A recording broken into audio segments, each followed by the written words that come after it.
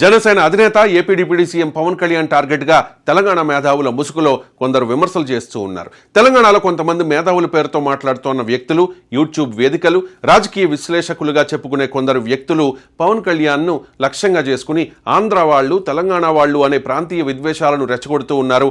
తెలంగాణకు అవసరం వచ్చినప్పుడు సహాయం చేసిన వ్యక్తిని, కష్టం వచ్చినప్పుడు ఆదుకున్న నాయకుడిని ఇప్పుడు ప్రాంతీయ కోణంలో ఎందుకు టార్గెట్ చేస్తూ ఉన్నారు? పవన్ ను విమర్శిస్తే గొప్పోళ్ళు అయిపోదామనా, లేక లైమ్ లైట్లోకి వచ్చేద్దామనా? వాస్తవానికి పవన్ కళ్యాణ్ రాజకీయ ప్రయాణాన్ని పరిశీలిస్తే ఆయన కేవలం ఆంధ్రప్రదేశ్ రాజకీయాలకే పరిమితం కాలేదు.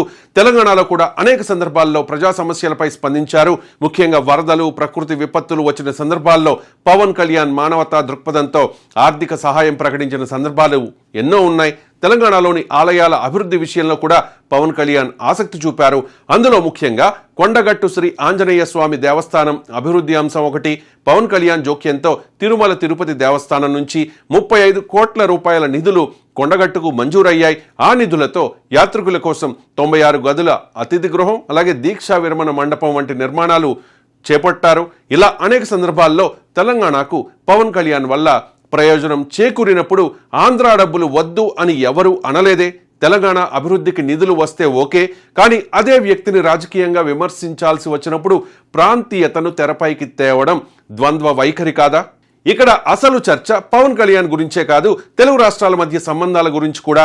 రాష్ట్ర విభజన జరిగి 12 ఏళ్లు అవుతోంది.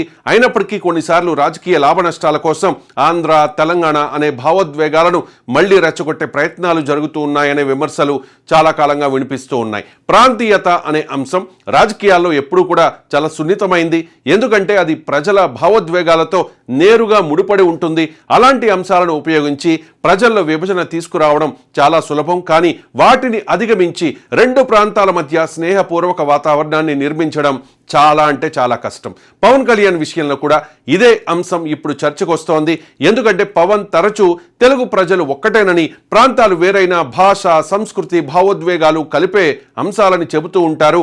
మరోవైపు కొందరు విమర్శకులు మాత్రం పవన్ వ్యాఖ్యలను రాజకీయ కోణంలో విశ్లేషిస్తూ ఉంటారు.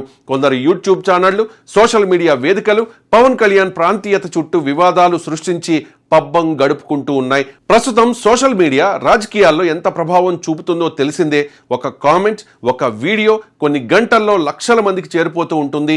ఈ పరిస్థితుల్లో రాజకీయ నాయకులపై విమర్శలు కూడా వేగంగా వైరల్ అవుతూ ఉన్నాయి.